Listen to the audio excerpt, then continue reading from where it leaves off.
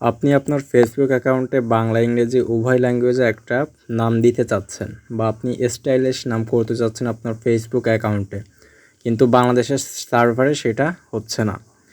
তো আমি উদাহরণস্বরূপ দেখা দিচ্ছি। আমি মনে করেন যে একটা নাম দিব প্রিয় এবং নিচে একটা ইংরেজিতে নাম দিব, প্রিয়ই লিখে দিচ্ছি, PRIYO, প্রিয়। এখন আমি এখানে একটা স্পেস বা হাইপেন দিয়ে দিলাম আর এখানে একটা সংকেত দিয়ে দিলাম। এই সংকেতগুলো আমি ডেসক্রিপশনে অথবা আমার পেজের হেডলাইনে বা টাইটেলে এগুলো দিয়ে দিব, আপনারা ওইখান থেকে কপি করে নেবেন। ঠিক আছে, স্টাইলিশ নাম করতে চাইলে এবং সিম্বল সহ একটা নাম চেঞ্জ করতে চাই। তো এখানে আমি যদি রিভিউ চেঞ্জ দিই তাহলে কিন্তু নামটা চেঞ্জ হবে না, কেননা বাংলাদেশের সার্ভারে এই নামগুলো শো করে না, ঠিক আছে, বা সাপোর্ট দেয় না। তো এর জন্য আপনি প্লে স্টোর থেকে একটা অ্যাপস নামিয়ে নেবেন। তো অ্যাপসটা হচ্ছে একটা ভিপিএন। এখানে আপনি সার্চ করবেন TOUCH VPN ওল্ড ভার্সন, ঠিক আছে।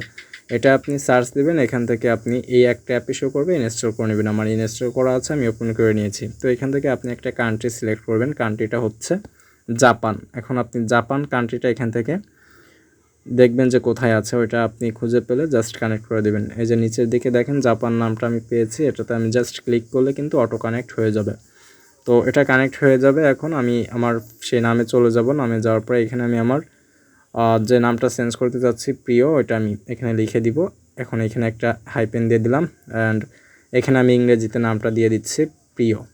তার আগে একটা সংকেত দিয়ে দিলাম। এই সংকেতগুলো আমি আবারও বলছি ডেসক্রিপশনে অথবা পেজের টাইটেলে দিয়ে দিব, ঠিক আছে। তো প্রিয় বানান হয়নি, PRIYO, প্রিয়। এবার যদি আমি রিভিউ চেঞ্জে দিই তাহলে কিন্তু আমার নামটা সহজে চেঞ্জ অপশন চলে আসবে। এই যে দেখেন। তো আমি নিচেরটা সিলেক্ট করব প্রিয়।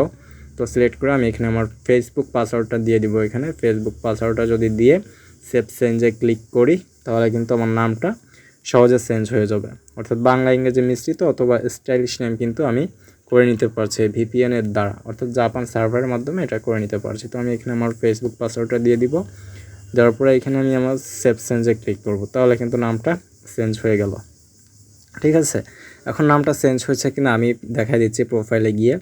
তো এখানে খেয়াল করেন যে নামটা চেঞ্জ হয়েছে কিনা, ঠিক আছে। এখানে দেখেন যে প্রিয় নামটা চেঞ্জ হয়ে গেছে এবং সংকেতের সাথে বাংলা ইংরেজি সহ। এভাবে আপনি আপনার ফেসবুক আইডিটা কিন্তু স্টাইলিশ করে নিতে পারেন খুব সহজে, ঠিক আছে।